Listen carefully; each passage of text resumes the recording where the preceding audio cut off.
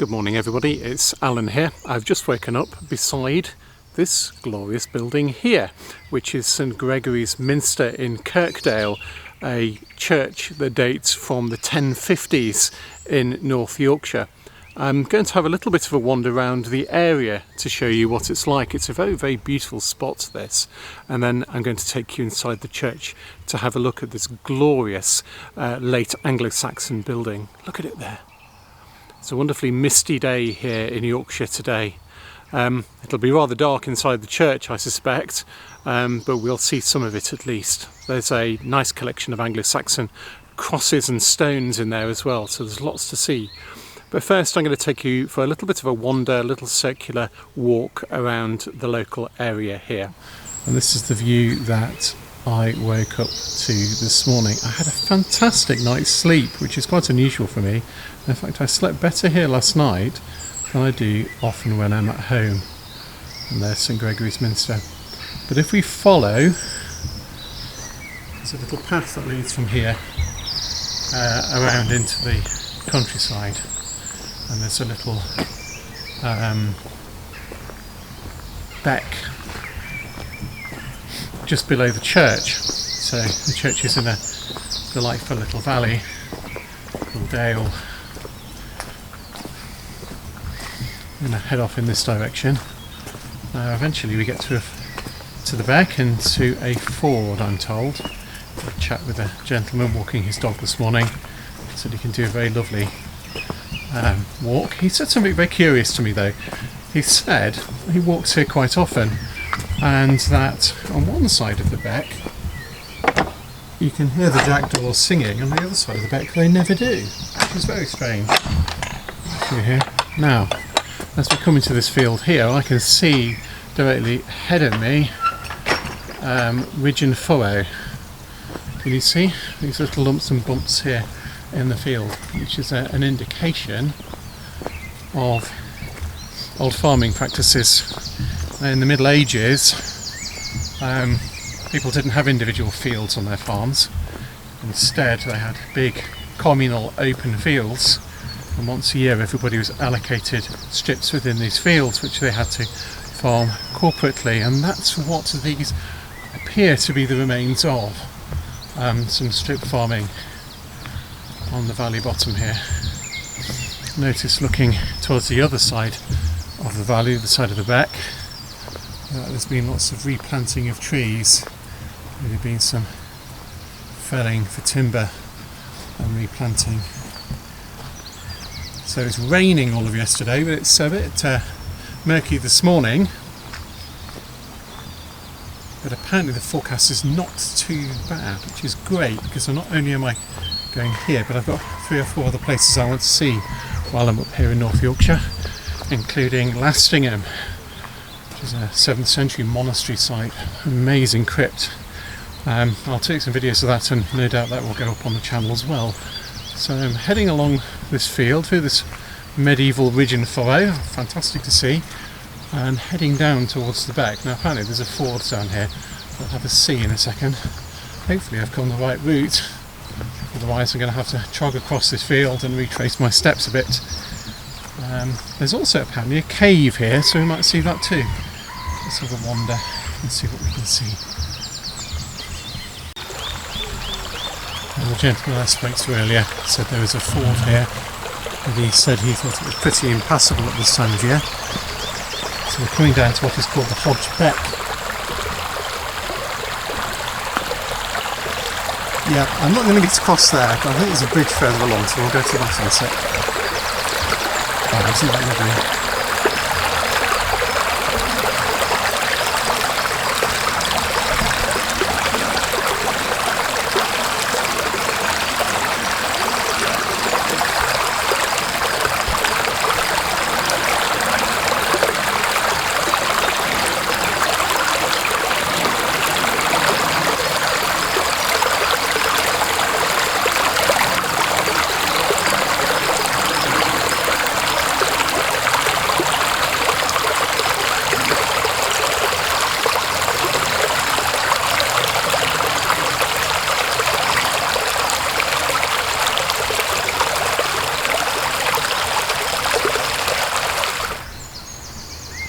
So I'm on a slightly higher path now, and you can see the ridge and furrow much more clearly from here.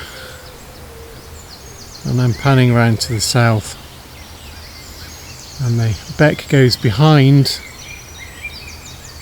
this field and behind St Gregory's Minster, which you can see there just appearing.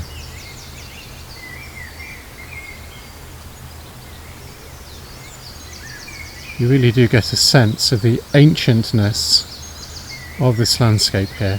I think that church has been there since 1050 and before, because it was rebuilt in 1050, having fallen into ruin. So I'm going to head back towards the church now, and I'm going to look for the cave, because apparently there is a cave the other side of the beck from here. So for the other side of the church from here, so we'll go and have a look and see if we can find that. This extraordinary landscape here. It's such a beautiful place.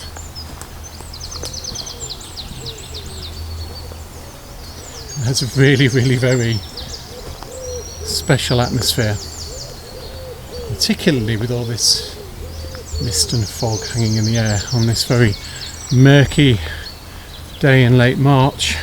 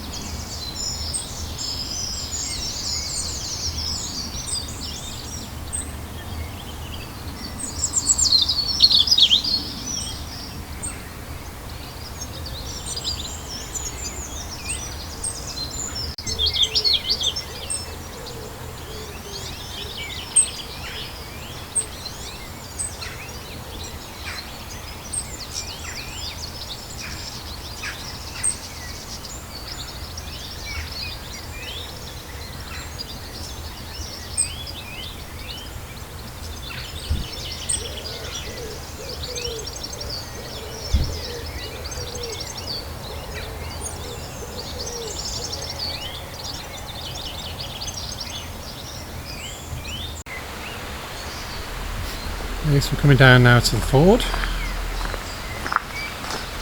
Now this is not a ford I'm going to be going through in my car today, because there's quite a lot of water, as we saw earlier, flowing through the Hodbeck. But there is a bridge here, thankfully.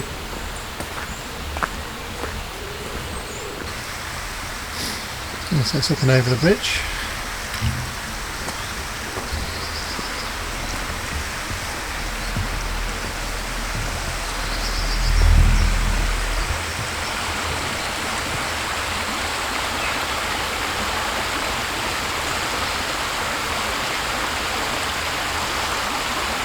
Often you find that ancient settlements by water courses of this sort. Such a gentle valley here, good for agriculture. And with this natural resource.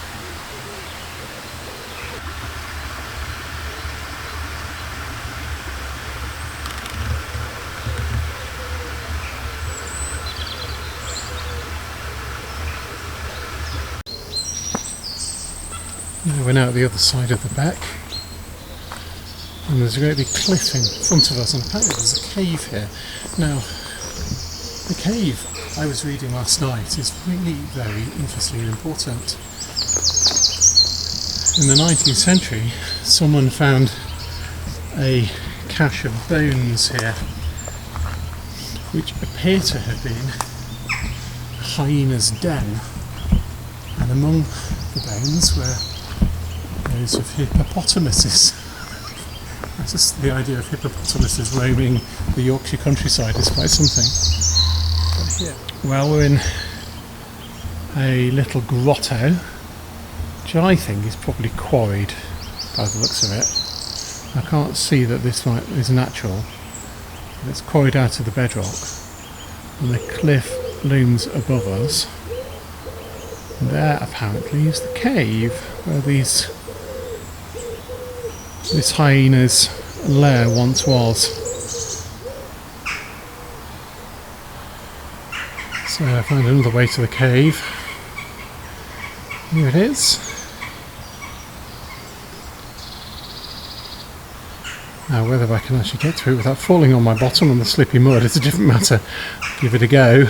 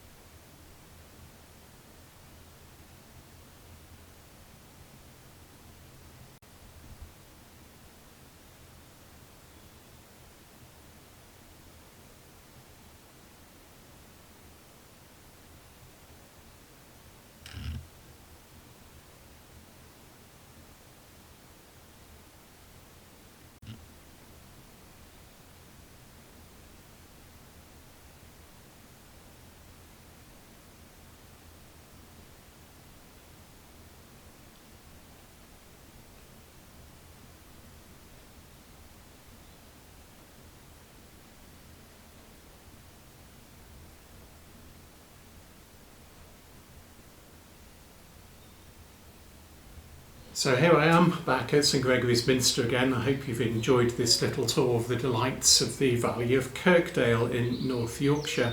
Here I am, stood in the south porch of St Gregory's Minster in front of that inscription telling us that this church was built by Orm, son of Gamel, sometime in the 1050s.